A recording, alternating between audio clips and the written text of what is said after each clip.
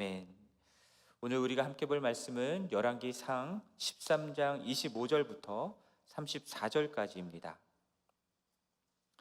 열왕기상 13장 25절부터 34절까지 말씀 우리 함께 교독하도록 하겠습니다. 지나가는 사람들이 길에 버린 시체와 그 시체 곁에 선 사자를 보고 그 늙은 선지자가 사는 성읍에 가서 말한지라. 그 사람을 길에서 데리고 돌아간 선지자가 듣고 말하되 이는 여호와의 말씀을 어긴 하나님의 사람이로다. 여호와께서 그에게 하신 말씀과 같이 여호와께서 그를 사자에게 넘기심에 사자가 그를 찢어 죽였도다 하고, 이에 그의 아들들에게 말하여 이르되 나를 위하여 나귀의 안장을 지으라. 그들이 안장을 지으매 그가 가서 본즉 그의 시체가 길에 버린 바 되었고 나귀와 사자는 그 시체 곁에 서 있는데 사자가 시체를 먹지도 아니하였고 나귀를 찢지도 아니하였더라. 늙은 선지자가 하나님의 사람의 시체를 들어 나귀에 실어 가지고 돌아와 자기 성읍으로 들어가서 슬피 울며 장사하되 곧 그의 시체를 자기의 묘실에 두고 오호라 내 형제여 하며 그를 위하여 슬피 우니라. 그 사람을 장사한 후에 그가 그 아들들에게 말하여 이르되 내가 죽거든 하나님의 사람을 장사한 묘실에 나를 장사하되 내 뼈를 그의 뼈의 곁에 두라. 그가 여호와의 말씀으로 베델에 있는 제단을 향하고 또 사마리아 성읍들에 있는 모든 상당을 향하여 외쳐 말한 것이 반드시 이룰 것임이니라. 여로보암이 이 일 후에도 그의 악한 길에서 떠나 돌이키지 아니하고 다시 일반 백성을 산당의 제사장으로 삼되 누구든지 자원하면 그 사람을 산당의 제사장으로 삼았으므로 이 일이 여로보암 집에 죄가 되어 그 집이 땅 위에서 끊어져 멸망하게 되니라. 아멘. 사람들이 길을 지나고 있었는데 끔찍하게 죽어 버려진 시체를 발견하였습니다. 그리고 그 곁에 사자가 서 있는 것을 보았습니다. 사자에 의해서 죽임을 당한 것이 틀림이 없었고요. 하지만 사자가 곁에 있으니 어떻게 할 수도 없었고, 그래서 그냥 가던 길을 지나서 성읍에 이르러 사람들에게 자기가 본 것을 이야기한 것 같습니다. 그 성읍은 늙은 선지자가 사는 성읍이었고요. 그 늙은 선지자도 그 소식을 듣게 됩니다. 그리고 그 소식을 듣자마자 그 죽은 사람이 여호와의 말씀을 어긴 하나님의 사람이다라는 사실을 깨닫게 됩니다. 도대체 무슨 일이 있었던 걸까요? 얼마 전에 있었던 과거의 시간으로 저희가 돌아가 보기를 원합니다. 자기 아들들이 집에 돌아와서 그 늙은 선지자에게 이런 이야기를 들려주었던 겁니다. 여로보암이 베델의 제단 곁에서 분향하며 우상 숭배를 할 때에 유다에서 온 이 하나님의 사람이 제단을 향하여서 여호와의 심판의 말씀을 선포하였습니다. 다윗의 집에 요시아라 이름하는 아들을 낳을 것이고 그가 제단 위에 산당 제사장들을 제물로 바치고 사람의 뼈를 제단 위에서 사를 것이다 라고 하는 심판의 메시지를 전했습니다. 이 사람이 선포한 심판의 메시지는 정말로 하나님께로부터 온 것이 맞았습니다. 왜냐하면 하나님의 말씀이 그대로 이루어지는 것이 진짜 선지자와 가짜 선지자를 구별하는 방법이었는데, 그 하나님의 사람이 전한 심판의 말씀이 그대로 이루어지는 징조가 두 가지 나타났던 것입니다. 하나는 제단이 갈라져 그 위에 재가 쏟아질 것이라 하였는데 정말 그렇게 되었고요. 또 다른 하나는 여로보암이 그 하나님의 사람을 잡으라 할 때에 그를 향하여 편 손이 말라져서 거두지 못하는 사건이 있었습니다. 그러다가 그 하나님의 사람이 기도하여 은혜를 구할 때 손이 다시 원상태로 돌아오는 일이 있었죠. 그 일 때문에 여로보암이 그 사람을 자기 집에 초대하여서 함께 식사를 하고 예물을 주려고 했었습니다. 하지만 그 하나님의 사람은 거절하였습니다. 하나님이 자신에게 명령하기를 떡도 먹지 말고 물도 마시지 말고 왔던 길로 되돌아가지 말라 말씀하셨기 때문에 그렇게 단호하게 거절하고 자신은 그 길을 떠났습니다. 자, 이 모든 일들을 목격한 이 늙은 선지자의 아들들이 늙은 선지자에게 와서 이 모든 이야기들을 얘기해 줬던 것입니다. 그리고 이 늙은 선지자가 그 이야기를 들었을 때에 나귀를 타고 그 하나님의 사람을 뒤쫓아갑니다. 상수리 나무 아래 있던 하나님의 사람을 만났을 때 자기 집으로 가서 같이 식사하자 청합니다. 그러나 그 하나님의 사람은 또다시 단호하게 거절하죠. 하나님이 명령하셨기 때문입니다. 그런데 이 늙은 선지자가 자신도 하나님의 사람과 같은 선지자다라고 이야기를 하면서 천사가 자신에게 하나님의 말씀을 주었다라는 겁니다. 당신을 집에 데리고 돌아가서 떡을 먹이고 물을 마시게 하라 하셨다라는 겁니다. 그 말은 물론 그 하나님의 사람을 속이고자 했던 거짓말이었습니다. 그러나 그 거짓말에 속은 하나님의 사람이 늙은 선지자와 함께 집에 가서 식사를 하게 되죠. 그런데 그때에 갑자기 이 늙은 선지자에게 하나님의 말씀이 임합니다. 그래서 이 유다에서 온 하나님의 사람에게 선포를 하는데요. 그가 여호와 하나님의 명령을 어겼다라는 겁니다. 그렇게 하나님의 명령을 어기고 떡과 물을 먹고 마셨기 때문에 결국은 객사하게 될 것을 이 하나님의 사람에게 선포하게 됩니다. 그리고 그 식사 후에 그 사람이 떠났습니다. 그리고 늙은 선지자는 이후에 어떻게 됐는지 몰랐는데 결국은 그 하나님의 사람이 길에 죽어서 버려져 있다라는 소식을 듣게 된 것입니다.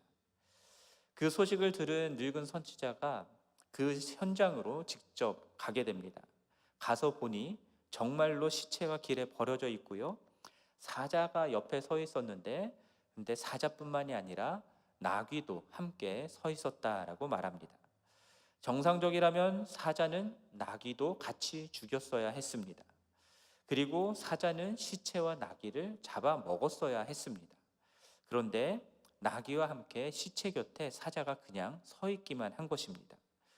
이 모습 자체로 사자에 의해서 이 하나님의 사람이 죽임을 당한 이 사건이 그냥 일어난 것이 아니다라는 것을 말해주는 것이죠.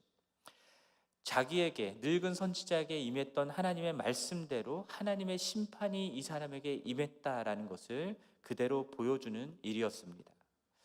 그리고 이 늙은 선지자는 이 사람의 시체를 나귀에 실어가지고 돌아옵니다. 그리고 슬피 울며 장사를 지내주죠. 시체를 자기 묘실에 두고요. 오호라 내 형제여 라고 하면서 위하여 슬피 울었다라고 말씀하고 있습니다.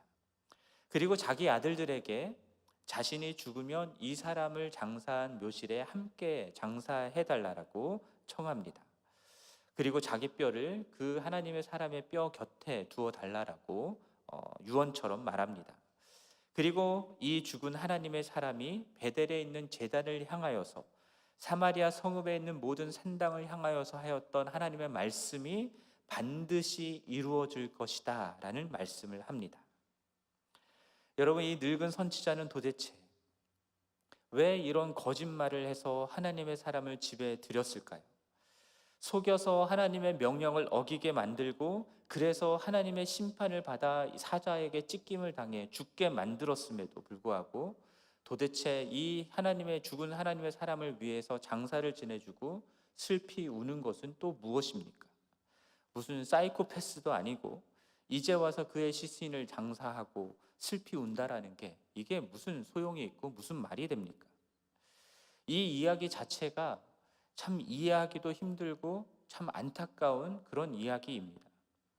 유다에서 온 하나님의 사람이 하나님의 명령을 어겨서 사자에게 죽임을 당하는 이 사건을 통해서 이 하나님의 사람은요, 이 늙은 선지자를 포함하여서 여로보암과 온 북이스라엘 백성들에게 하나님의 말씀을 지금 선포하고 있는 것들을 보게 됩니다.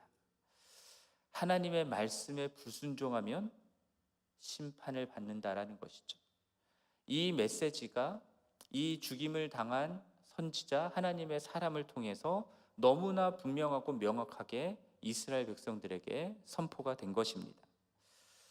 거짓말로 하나님의 말씀을 거역하게 만들 만큼 타락하고 부패했던 이 늙은 선지자였지만 자신의 거짓말 때문에 그 사람이 하나님의 명령을 어겨 심판을 받게 되어 사자에게 찢김을 당해 죽임을 당했다라는 이 사실과 그리고 자신에게 임한 하나님의 말씀이 그대로 이루어졌다라고 하는 이 사실 앞에서 이 하나님의 사람이 정말 하나님의 사람이었다라는 것을 확인하게 되었고 그를 통하여서 이스라엘에 있는 제단을 향하여 하신 하나님의 말씀이 반드시 이루어질 것이다라는 사실을 깨닫게 되었던 겁니다.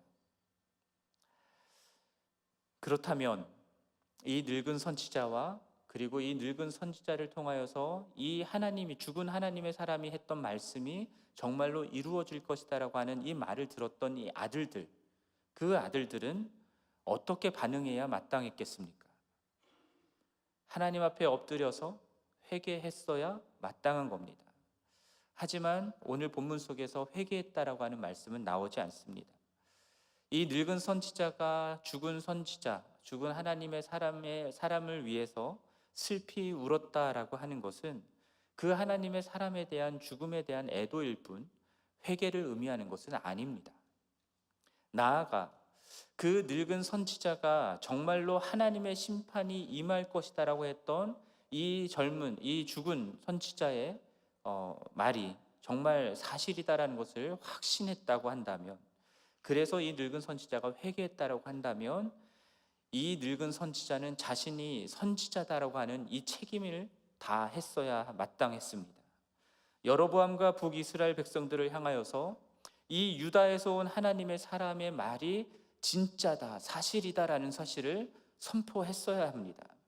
그 심판의 메시지가 반드시 이루어질 것이기 때문에 북이스라엘 사람들아 회개하라 라고 선포를 했었어야 마땅했습니다.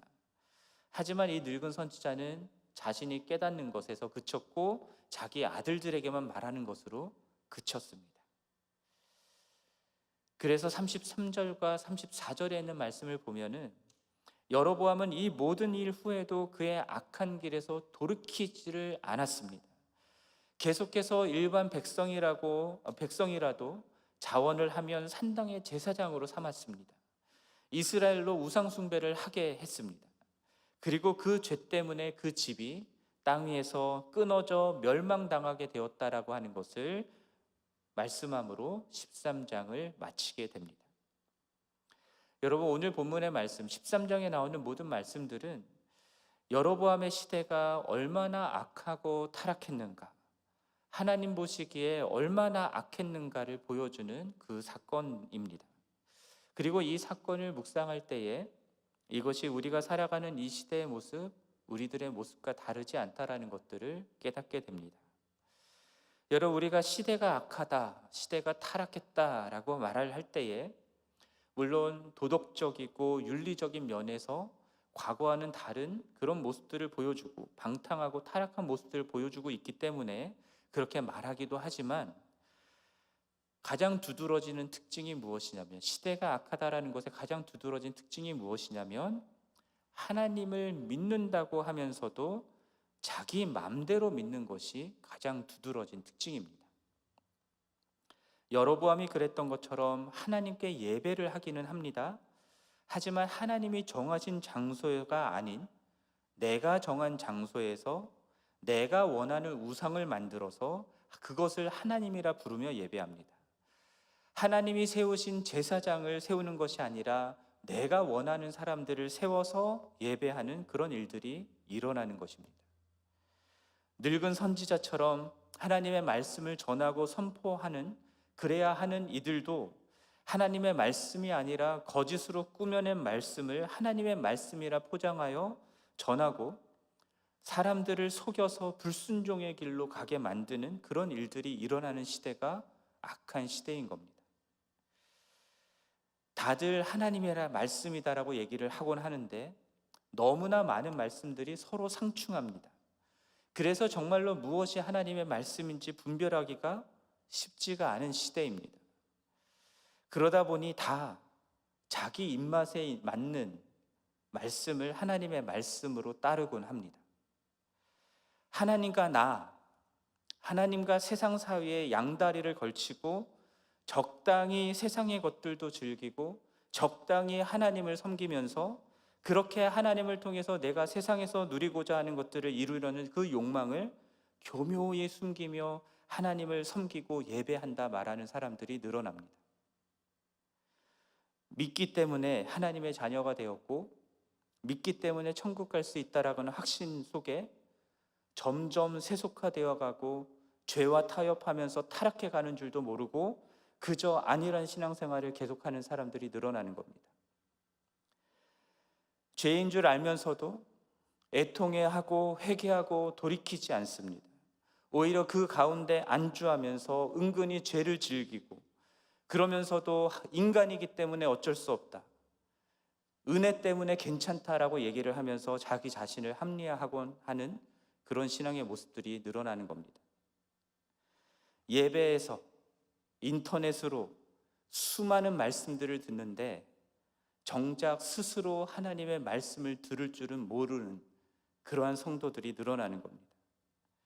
말씀을 들을 때 감동은 받는데 말씀을 받고 돌이키면 잊어버리는 겁니다. 마음을 찢는 애통해하며 회개하는 그런 진정한 회개들은 일어나지 않는 겁니다. 말씀을 가르치고 선포하는 목사들도 성도들이 상처받으면 안 되니까 죄를 죄라고 말하지 못하고 술에 술 탄 듯 물에 물 탄 듯 그렇군요, 그래도 주님의 은혜를 구하면서 나아갑시다, 그냥 그 정도 수준으로 넘겨버리는 일들이 많은 것 같습니다. 이 모든 것들이 다 오늘 본문 속에 나오는 여로보암의 시대에 범해졌던 악한 일들과 다르지 않다라는 것들을 묵상하게 됩니다. 이러한 시대, 이러한 이 시대를 살아가는 우리들에게 오늘 본문이 분명하게 선포합니다. 그렇게 살다가 망한다고요. 회개하고 돌이키지 않으면 망한다고 주님의 말씀이 선포하고 있는 겁니다. 말씀에 순종하지 않아서 사자에게 죽임을 당한 하나님의 사람처럼 분명하게 하나님의 말씀이 선포되었음에도 불구하고 회개하고 돌이키지 않아서 여로보암의 집이 땅 위에서 끊어져 멸망하게 되었던 것처럼 돌이키지 않으면, 회개하지 않으면 망한다라고 오늘 본문이 우리에게 말씀해 주고 있는 겁니다. 우리의 행위가 아닌 은혜로 인하여 믿음으로 말미암아 우리는 구원을 받습니다. 아멘이십니까? 그러나 은혜로 구원받은 자는 죄 가운데 살아갈 수가 없는 겁니다. 우리의 죄성 때문에, 우리의 연약함 때문에 죄가 없는 완전한 그러한 삶을 살 수는 없겠지만, 그렇기 때문에 날마다 말씀 앞에서 가슴을 치며 회개하고 하나님의 은혜를 구하며 용서해 달라고 부르짖는 그 회개의 소리들이, 회개의 눈물들이 우리들의 삶 속에서 끊어져서는 안 될 것입니다. 그렇게 하나님 앞에 애통해하며 회개하며 주님의 길을 살아가고자 하는 그것이 은혜로 믿음으로 구원받은 하나님의 백성들, 하나님의 자녀들의 삶의 모습이어야 한다라는 것이죠. 시대가 악하다라는 말만 해서는 안 됩니다. 시대가 악한데 우리들의 모습이 이러하다라고 비판만 해서도 안 됩니다. 그러한 시대 가운데에서 마음을 찢고 회개하고 우리의 삶에서 회개에 합당한 그러한 열매를 맺어야 할 것입니다. 돌아오라고, 돌이키라고, 그렇게 하지 않으면 망한다라고 하시는 수 없는 하나님의 말씀이 우리들에게 지금 들려오고 있는데, 여러분, 이 말씀이 여러분 들리십니까? 여러분 마음 가운데 이 말씀 앞에 애통해하며 눈물 흘리며 회개하는 마음들이 일어나고 있습니까? 이제까지 안일하게 신앙생활해왔던 것들 속에서 내가 내 죄를 회개하며 그것에 돌이키는 그런 삶의 변화들이 일어나고 있습니까? 우리가 이것을 위해서 하나님 앞에 간절히 간구해야 할 것이라 믿습니다. 오늘 본문 속에서 나오는 말씀처럼 하나님의 말씀은 반드시 이루어집니다. 우리가 은혜로 구원받는다라는 말씀만이 아니라 그렇게 살다가 망한다라고 하는 말씀 또한 반드시 이루어집니다. 하나님의 심판의 날은 반드시 올 것이고 그 심판대 앞에 설 때에 여러분 어떻게 말씀하고 어떻게 반응하시겠습니까? 이 시대 가운데에서, 이 악한 시대 가운데에서 우리 모두가 하나님의 말씀 앞에 마음을 찢으며 애통해하고 회개하며 삶을 돌이키는 그러한 은혜가 있기를 간절히 바랍니다. 그렇게 하나님의 은혜로 구원받은 자의 삶을 살아가는 우리를 통해서 이 악한 시대에 살아가는 많은 사람들이 우상 숭배의 죄로부터 돌이키고 하나님께로 돌아오는 일들이 있기를 간절히 바랍니다. 우리 그것을 위해서 늘 함께 기도하며 주님 앞에 회개하는 우리 모두가 되기를 주님의 이름으로 간절히 축원합니다. 함께 기도하겠습니다. 하나님 아버지, 열왕기상 13장 말씀을 통하여서, 오늘 본문 말씀을 통하여서 이 시대가 그때처럼 얼마나 악한지 우리 자신들을 돌아보았습니다. 하나님, 은혜를 베풀어 주옵소서. 하나님의 심판의 말씀이 반드시 이루어진다는 사실을 알면서도 회개하지 아니하고 계속해서 죄를 범하였던 여로보암의 시대에 살았던 북이스라엘 사람들과 같지 않고 하나님, 우리들의 마음을 찢고 회개하며 주님께 나아가는 우리가 될 수 있도록 은혜를 베풀어 주시옵소서.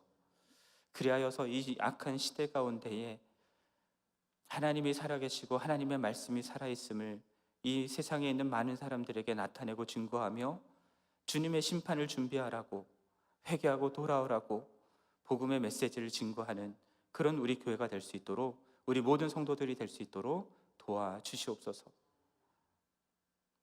이 모든 말씀 우리 주 예수 그리스도의 이름으로 기도드립니다. 아멘. 하늘에 계신 우리 아버지여, 이름이 거룩히 여김을 받으시오며 나라가 임하시오며 뜻이 하늘에서 이루어진 것 같이 땅에서도 이루어지이다. 오늘 우리에게 일용할 양식을 주시옵고 우리가 우리에게 죄 지은 자를 사하여 준 것 같이 우리 죄를 사하여 주시옵고 우리를 시험에 들게 하지 마시옵고 다만 악에서 구하시옵소서. 나라와 권세와 영광이 아버지께 영원히 있사옵나이다. 아멘. 계속해서 기도하시고 돌아가시겠습니다.